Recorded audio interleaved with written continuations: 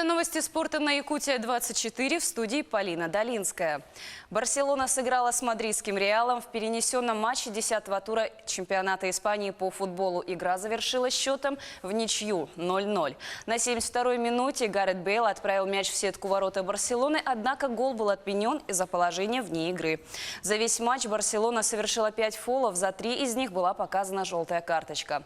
В чемпионатах Испании обе команды сыграли уже 179-й матч. На счету Барселоны 72 победы, столько же у Реала. Еще 35 матчей завершились в ничью.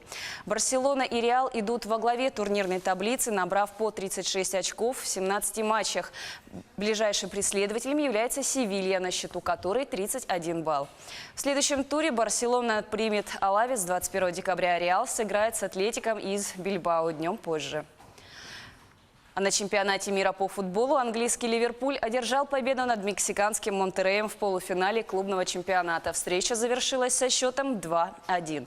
В составе английского клуба голами отметились Наби Кейт и Роберто Фирмино. У мексиканской команды отличился Рохелио Фунес на 14-й минуте игры. За победу на турнире Ливерпуль поспорит с обладателем Кубка Либертадорес с бразильским Фламенго. Монтеррей сыграет с Аль-Хилялем из Саудовской Аравии в матче за 3-е место. Обе встречи пройдут 21 декабря. В матче 14-го тура регулярного чемпионата баскетбольной Евролиги российский ЦСКА одержал победу над сербской командой Цверна Звезда. Встреча завершилась со счетом 174. Самым результативным игроком встречи стал защитник ЦСКА Майкл Джеймс, в активе которого 29 очков. У сербского клуба больше всего очков на счету Дияна Давидоваца в количестве 17 очков. ЦСКА занимает 5-ю строчку в турнирной таблице. В активе команды 9 побед в 14 матчах. А вот Цверна Звезда с 9 поражениями при 5 победах располагается на 14-м месте. В следующем матче ЦСКА 20 декабря примет турецкую Андалу Эфес. Цверна Звезда в тот же день примет греческий Олимпиакос.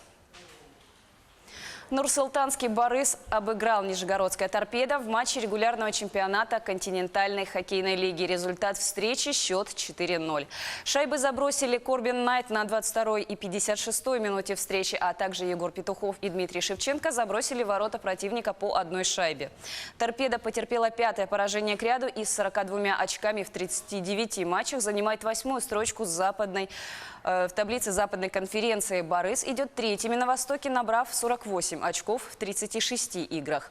В следующем матче Торпедо сыграет 21 декабря на выезде с пекинским Куньлунем. Барыс днем ранее встретится в гостях с подольским Витязем.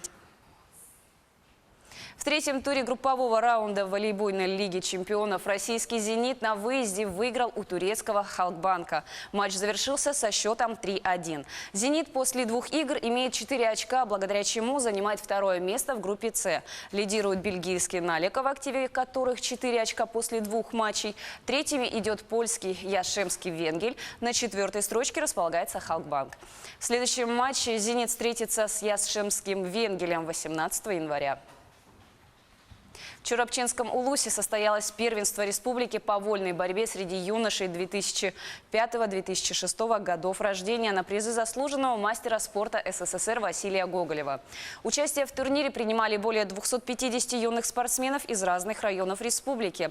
В легких и средних весах медали оспаривали по 30 юных борцов. Больше всех золотых медалей оставили себе хозяева ковра – чурапчинские борцы, которые выступали в 4 весовых категориях. По 2 золотые медали увезли воспитанники Вилюйской, Намской и Мегино-Кангаласской школ борьбы. Сборные Сунтарского, Усть-Алданского, Улусов и команда города Якутска имеют в своем активе по 1 победителю. В рамках турнира все участники также выразили поддержку российским спортсменам, присоединившись к народной эстафете «Поддержи Россию в спорте». Соревнования на призы Василия Гоголева стали одним из отборочных этапов для формирования сборной команды республики на дальневосточное первенство, которое состоится в феврале 2020 года во Владивостоке. На этом у меня все. Будьте в курсе спортивных событий на Якутия-24.